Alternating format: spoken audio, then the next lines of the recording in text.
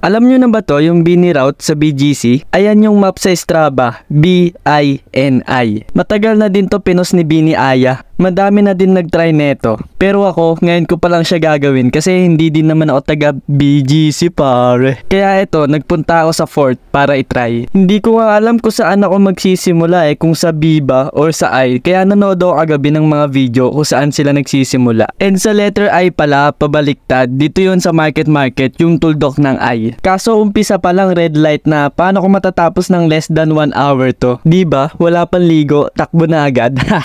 Pagdating mo dito, kakanan ka sa 11th Avenue para sa letter N. Madali pa to kasi straight lang naman, mga traffic light lang ang nagpapatagal. Dire-diretso ka lang, tapos pag nakita mo na tong Starbucks katabi ng Lawson, U-turn ka na hanggang dulo kung saan ka lumiko kanina. So okay, dito na tayo sa paslant ng letter N. At pag nakita mo tong 10th Avenue, kanan ulit tapos pa-zigzag-zigzag lang. Siguro, eto lang yung part na pinaka pwedeng maligaw ka kapag first time mo gagawin tong ruta na to. Ako, first time lang din, pero dahil may Google Map, hindi naman ako naligaw. Na-amaze lang din ako sa mga nadadaanan ko kasi ang ganda, ang linis, pero mas feel ko ba din gabi pumunta dito kasi mas maganda siya, madaming ilaw. Mas buhay na buhay kapag gabi, ngayong umaga kasi wala masyadong tao, mukhang kakauwi lang galing gimikan. Sa part na to, pabalik na ako. Di ko maalala kung saan ako nag-U-turn Basta tinatapos ko na yung letter N. Di ko kabisado yung mga lugar, di kasi ako taga BGC pare. Nagbe-base lang talaga ako sa Google. Next try ko dito, kukunin ko na to ng less than 1 hour. So dito tayo ngayon dadaan sa 5th Avenue for the letter I. Ito madali lang ulit kasi diretso lang, tapos dito ka mag-U-turn sa may Central Square. Ang ganda pa ng timing ko ngayong araw kasi around 7 AM na din to, ang lamig pa din. Hindi rin sumikat yung araw, makulimlim lang talaga. Buti nga hindi umulan Pagdating dito sa Rizal Drive, liko na kasi letter B na tayo.